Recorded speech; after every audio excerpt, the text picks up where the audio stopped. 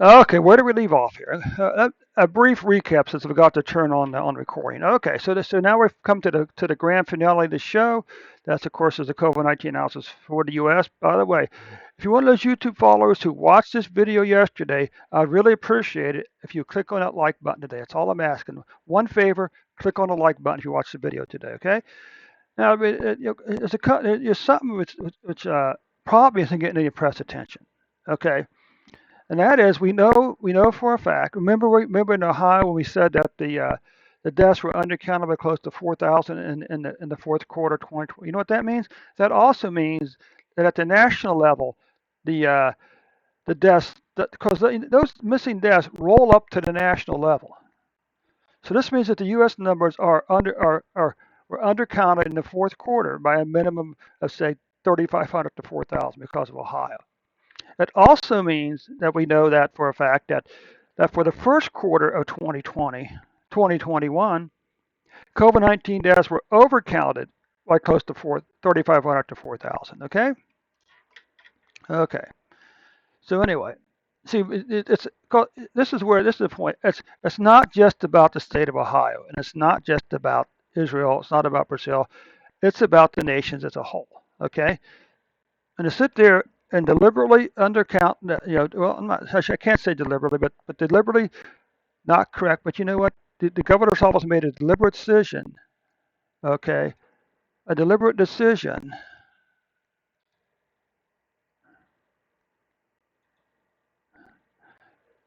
to not correct the numbers from 2020, okay?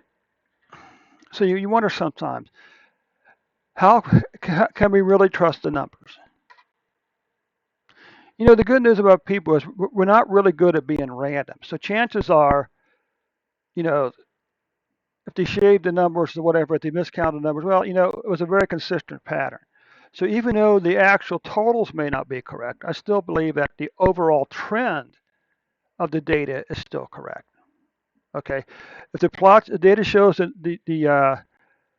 if we take in all the possible errors or whatever reasons for the inaccuracy of reporting cases and deaths, it all kind of evens out when you look at the trend lines. Okay, if the cases are trending down, it's because the cases at the state level are trending down.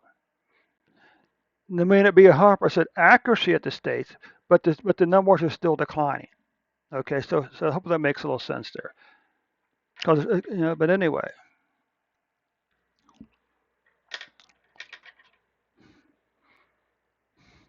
so as you can see, the U.S. Here's the other thing that's kind of interesting about COVID-19. Diseases like heart disease and cancer are counted 1 year at a time. Okay, 1 year at a time. So, but yet so on January 1st, cancer and heart disease deaths are set back to zero. But yet, for some reason, we count COVID-19 cases from the very first case in January 2020 and COVID-19 deaths from the very first death in the U.S. back at the very end of 2020. So these are numbers since the first case and the first death, which in my opinion is a little misleading. Okay, because we can see now since January 2020 we've had 45.6 million cases, and since the very end of February 2020 we've had 738,877 deaths. Now currently we're averaging 70,931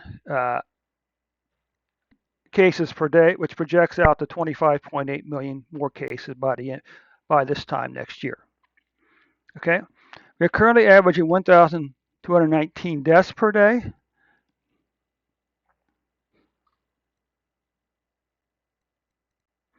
Which works out to 445,000 deaths a year from now. Now, what you can see here, there's this long declining pattern, which is very common in the countries you looked at. Then in July, like clockwork, we had this increase over here. Now, some people would say this is Delta variant, but the question, do we know for a fact that how many people actually have Delta variant? How many people out of this group infection was caused by Delta variant? Okay. What about deaths? Long declining pattern deaths. Of course, we know that the first quarter of 2020 is overstated by close to 4,000, right? All right. So anyway, we come all the way down to here. Then in July, this spike up in deaths again. Now, after spiking, well, these numbers aren't going down right here. The average shows them leveling off here, okay?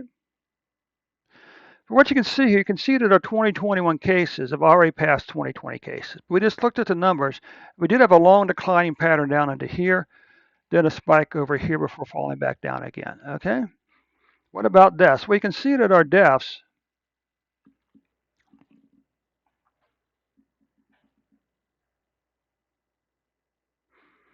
you can see that our deaths have passed 2021 deaths. And again, we know what the pattern is already. Long declining pattern down to here and a spike back over here in the fall. So here we go. Like clockwork, the disease started to increase in July, peaking in January, and then falling all the way down to July again before beginning this last spike here. Okay? Same way with deaths,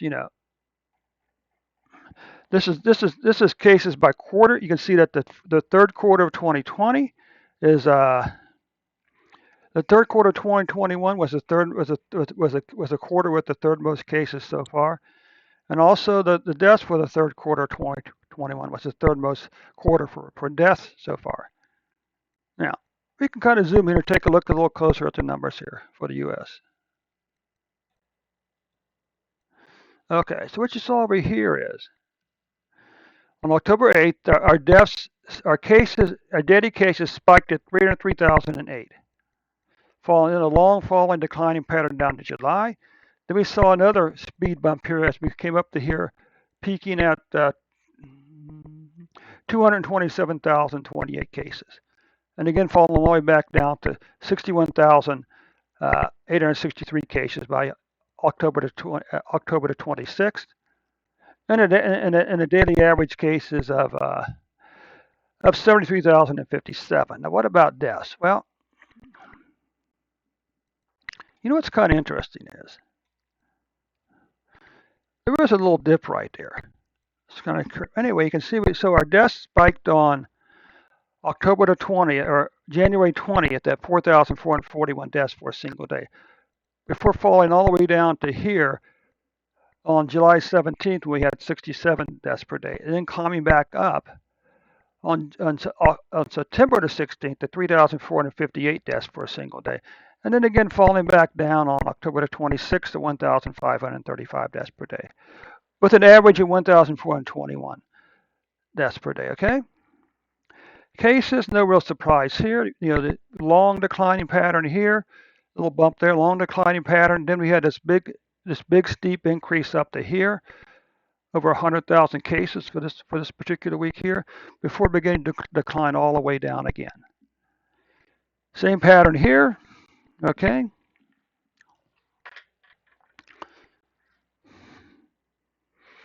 All the way back over here, we can see this long declining pattern here, okay? Before picking back up in July, and the deaths begin to fall back here. Monthly cases, well, it looks like monthly cases for the U.S. August, September were the fourth and fifth most. The good news is October's deaths will not catch October's cases will not catch August, September cases. Now we had this nice 6 weeks decline in COVID-19 deaths in the spring. Then in July we had a 2-month increase now. Okay, so this is August, September. But the good news is uh,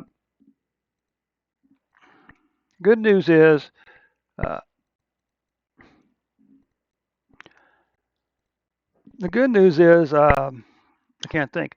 October's deaths are going to be below September's deaths. Now this is kind of a fun plot. The question is, for every 100,000 people in the U.S., how many people have COVID-19 right now? Well, it's somewhere between, say, 20 and 25. Okay, 20 and 25. What about for every 100,000 people, how many have died from COVID-19 right now? Well, that's about 1/2 person per 100,000. Okay, so there you have all reports for today. Hey, thanks so much for hanging in today, Twitch family. We will be back at 8 p.m. this evening for Dave's Data Analytics channel. We're going to continue to take a look at some data prep and data sets, data cleaning sets, and try to maybe wrap up the one from last night also to a satisfactory example. Okay? Thanks so much, US. We'll see you folks tomorrow with a new and updated report.